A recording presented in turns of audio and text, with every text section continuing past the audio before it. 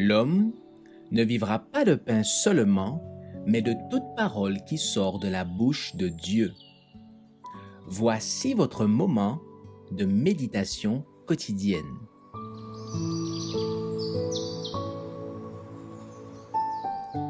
Maranatha.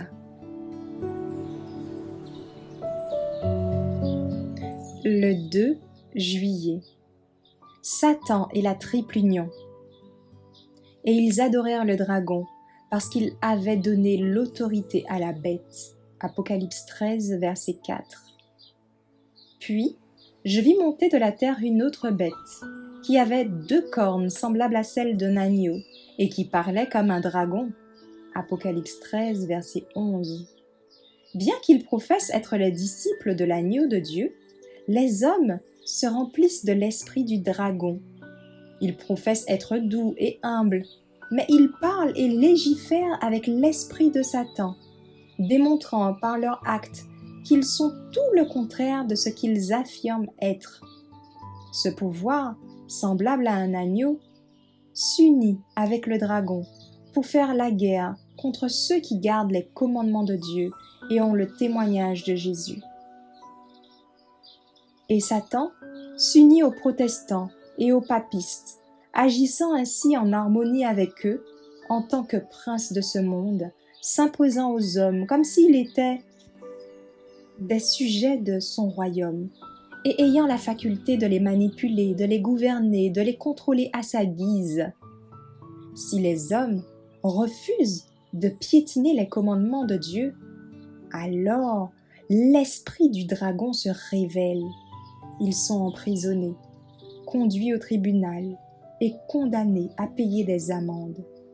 Et elle fit que tous, petits et grands, riches et pauvres, libres et esclaves, reçussent une marque sur leur main droite ou sur leur front. Et il lui fit donner d'animer l'image de la bête, afin que l'image de la bête parlât, et qu'elle fit que tous ceux qui n'adoreraient pas l'image de la bête fussent tués. Il existe un contraste bien marqué entre ceux qui ont le sceau de Dieu et ceux qui adorent la bête et son image. Les fidèles serviteurs du Seigneur auront à supporter la plus cruelle persécution de la part des faux enseignants, qui ne prêteront pas attention à la parole de Dieu, et ils placeront des pierres d'achoppement sur le chemin de ceux qui désirent l'entendre. Mais le peuple de Dieu ne doit pas avoir peur. Satan ne pourra pas dépasser la limite. Le Seigneur défendra son peuple. Il considère le mal fait à ses serviteurs à cause de la vérité comme étant fait à lui-même.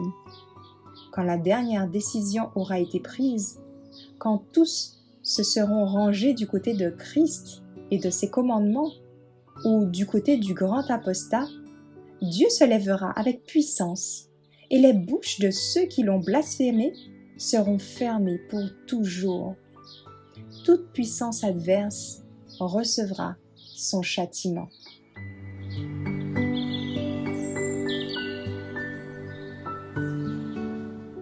Merci d'avoir écouté cette présentation.